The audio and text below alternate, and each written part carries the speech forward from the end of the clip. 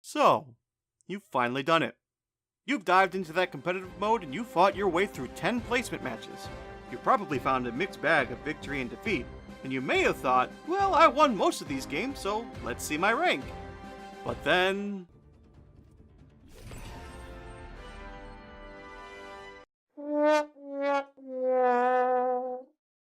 you're a bronze.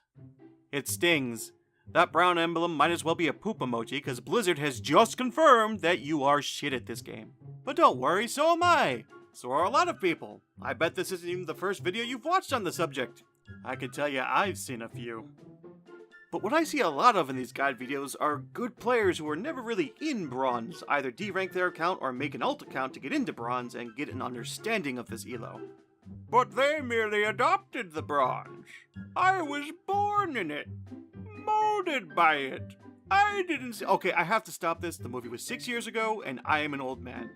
Truth is, there is no winning this game. The only progress you can measure is that number, and you are not done with it until your emblem shines. Which is all well and good, until you've queued up your next game, and it sounds like... Can you shut up, dude? Please.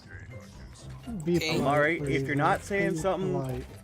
yeah, if you're not saying something helpful to the game, then... No man, you suck. And your rank just dropped a bunch. So what the hell do you do about this? Well, that's a very complex question, and we need to break it down into 2 categories. Category 1, personal performance. Let's face it, it's easier and it feels better to blame your predicament at the preteens yelling and typing in team chat, or that jerk who left one round after it didn't go his way, but one essential truth about this game is you need to get better if you want to climb and keep your position. That will always be true, even if you're a top 500, because if you ever got out of bronze, you're going to be fighting better players. So first and foremost, let's sort you out, okay? The first thing I would recommend is getting comfortable with one character in every role. Ideally 2, especially if you're like me and you're starting out with solo queuing. You're going to find all sorts of groups out there, and you have a better chance of winning if you're willing and able to fill up any gaps your team might have. You should definitely play characters you think are fun, but winning with a character you may not have liked at first is always going to feel better than losing with a character that you love to play. When deciding which characters to use, the first thing I had to ask myself was, do I have good aim?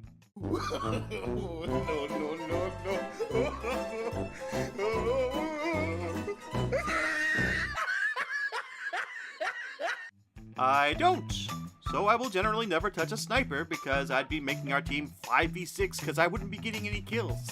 That's not to say I've given up on having good aim. I just know that if I want to climb right now, I should pick a character with a lower skill floor. Trust me, as you climb, having good aim is going to become more and more of an issue. If I'm healing, I'm either with Lucio or Moira. Well, that's of course if we get 2 healers. If I'm solo healing, then of course I'm Mercy, which is why it looks like I'm a Mercy main! Lucio is a character who I think it's easy to be good with, but hard to master. Essentially, you just hang around your team with your healing song out, and anyone gets critical, you just use Amp It Up. Your ult's good for sustaining a team fight or initiating one.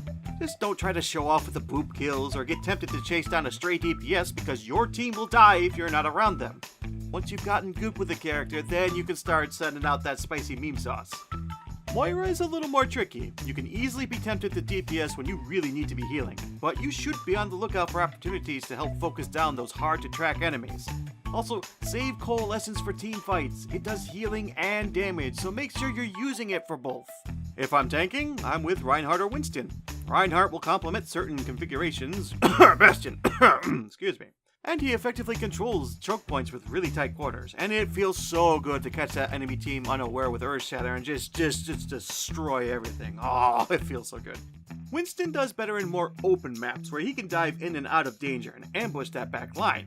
If you use your shield correctly, you can really ruin a lot of people's day, and it's his job to ambush the enemy heals and DPS so that your team can shred up their tank.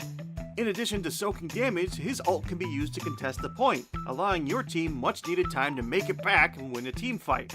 Just make sure that they're actually coming back before you do this, otherwise you're just going to be feeding the other team their ults. If I'm DPS, I'm Soldier. That's it. I mean, I just told you I don't have good aim. I need that aimbot. Please, just if you want me to DPS, just let me be Soldier. That said, if you're going to play a DPS, you should know your character's strengths and who their priority targets are. In fact, it would be good to understand what characters counter each other in any situation, and there is plenty of information out there on that.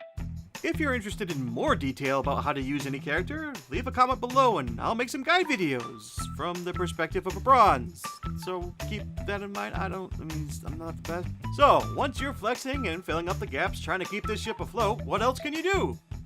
Communication. Spamming I need healing doesn't make your healers any less dead. Not that guy. Being in bronze, there's always like a 75% chance that not everyone is in voice chat, and a 90% chance that the people in voice chat are not all using a mic. This is a team-based game. Teamwork is always going to trump skilled players who don't work together. Unless you can delete an entire team with your ult, in which case learn to spread out! If no one is stepping up to the plate to try to coordinate your efforts, the best thing to do is to try to do it yourself. Please note, this does not make you the boss. Please don't be that guy. You'll turn your team against you. Just standing there. Can you not just stand there, Winston? If you need healing, get to a health pack. Okay, on second thought, that thing from earlier was completely justified. Spamming I need healing doesn't make your healers any less dead. Communication is really two things. Number one, informing people about the easy targets of people out of position, or maybe you've discorded someone, so you're just telling people who to jump on. Number two is letting people know if it's safe to go in. I've got my Transcendence, I've got Earth Shatter, I've got Self-Destruct, go in now! It's just that. But there will always be games that no matter how well you play, no matter how much you coordinate, you're gonna lose. Maybe someone isn't in voice chat, maybe they just don't care. Maybe they're garbage because they picked McCree and they're just standing still waiting for health. You're not doing anything, it's such a high skill! Category 2, Team Performance. But I'm solo queuing, it's a crapshoot. Yeah, I know, and there's the problem. You want to win consistently, your team will need some consistency. Especially in the lower bronze. I found that as I rounded 1400 and above, I was queued with more serious players, so solo queuing wasn't a problem. I have a feeling, however, that the lower halves of every rank is going to be a mixed bag of people who take competitive less seriously than you may like. So let's build a team! While you're solo queuing, look for the other people who are also communicating and befriend them. Start queuing together. I found just one other player and we won the next 3 games in a row. We found someone else while we were climbing and became a 3-stack. Gatekeeper, do you want to join up with me and Jobot?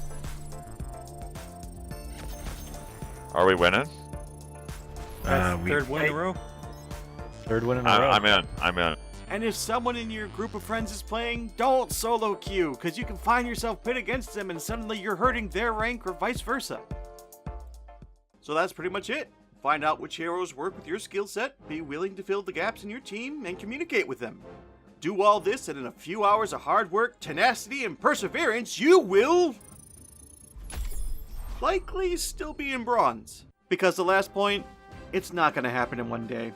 Competitive Overwatch is a sport first and a video game second. Like any other sport, personal skill and team cohesion take time to improve. You want to make that number go up? Get the practice in. Fight through the crushing losses, don't let the victories drop your guard, and stick with your team.